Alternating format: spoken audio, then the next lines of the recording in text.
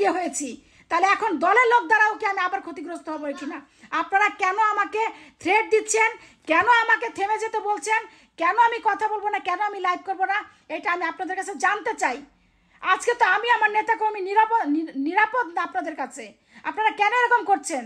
আওয়ামী লীগের জন্য করছেন, ভালো কথা, আওয়ামী লীগ আমাদের বিরোধী দল, কিন্তু আমি তো আপনাদের দলের মেয়ে, আমি তো দলের দুর্দিনে কাজ করেছি, দলের দুঃসময় দলের জন্য যেই সময় আপনারা সাহস করে হাল ধরেননি, আমি হাল ধরেছি। আমি ভাঙা যখন চিৎকার করে আমি নিজে সবাইকে ফোন করে ডাকি রেখে বলছি আসো আমার ব্যানারটা ধরো, কেউ আপনারা খালেদা জিয়ার ব্যানারটা ধরতে আসেন নাই। আমার ওই হাতে গোনা কয়েকজন নেতাকর্মী নিয়ে সেই সময় আমি ব্যানার নিয়ে দাঁড়িয়েছিলাম।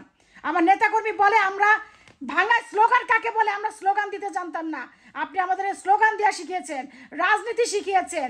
নিক্সন চৌধুরী বলেছিল ভাঙায় কোনো বিএনপি নাই, আমি তো কোনো বিএনপি দেখি না। তখন কোথায় ছিলেন আপনারা? তখন তো আমি সে ক্ষুদ্র ব্যক্তি হলেও আমি সেই ব্যানারটা নিয়ে বলেছিলাম বিএনপি আছে ভাঙা থানায়, আমরা নেতৃত্ব দিয়েছিলাম। ভুলে যান না সেই কথা, কেন আমাকে উল্টাপাল্টা কথা বলেন?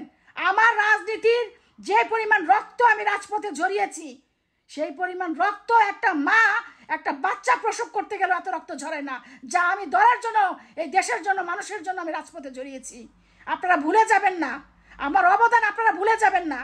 আমি তো জানি আমার দলের ভারপ্রাপ্ত চেয়ারম্যান যেহেতু বলেছে সে তৃণমূলকে মূল্যায়ন করবে, দলের দুঃসময়ের কর্মীকে মূল্যায়ন করবে, যারা কারোর সাথে আপোষ করে নাই, দলের দুঃসময় ছিল, কাজ করেছে, জুলুম নির্যাতনের শিকার হয়েছে, তাকে মূল্যায়ন করবে। তাহলে আমি সেই বিশ্বাস নিয়ে কেন আমি থাকবো না যে আমার দলের দুঃসময়ে কাজ করেছি, আমার দল আমাকে মূল্যায়ন করবে। আমি আমার আসনে কাজ করেছি, আমার দল আমার আসনে আমাকে দিবে, বাইরের থেকে কাউকে এনে দিবে। দুর্দিনে যদি আমি হ্যান্ডেল করতে পারি আমার এলাকা, আমি সুদিনেও পারবো। এখন নিক্সন নাই, কাজী নাই, এখন আপনারা কি শক্তিশালী করতে আসছেন?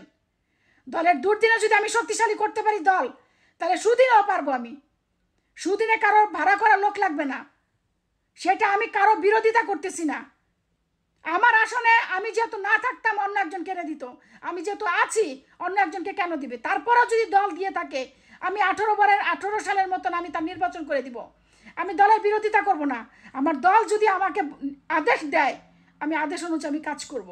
কিন্তু তারপরও আমার শেষ বিশ্বাস, শেষ আশা, দল যেহেতু এখনও কাউকে ফাইনাল মনোনয়ন দেয় নাই, আমি আমার অধিকার নিয়ে লড়বো। যেভাবে আমি আমার দলের জন্য, আমার দেশের মানুষের জন্য আওয়ামী লীগের বিরুদ্ধে লড়েছি, কথা বলেছি, পারবো না জেনেও করেছি।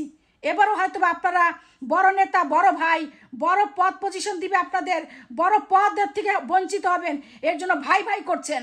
ভাঙা থানায় ফরিদপুর 4 আসনে আপনারা তখন কোথায় ছিলেন? নিক্সনের আমলে, আওয়ামী লীগের আমলে তখন কোথায় ছিল আপনাদের ভাই ভাই? তখন তো এই শাইলাকে দিয়ে আপনারা কাজ চালিয়েছেন। আজকে আপনারা অন্যজনকে খুঁজছেন।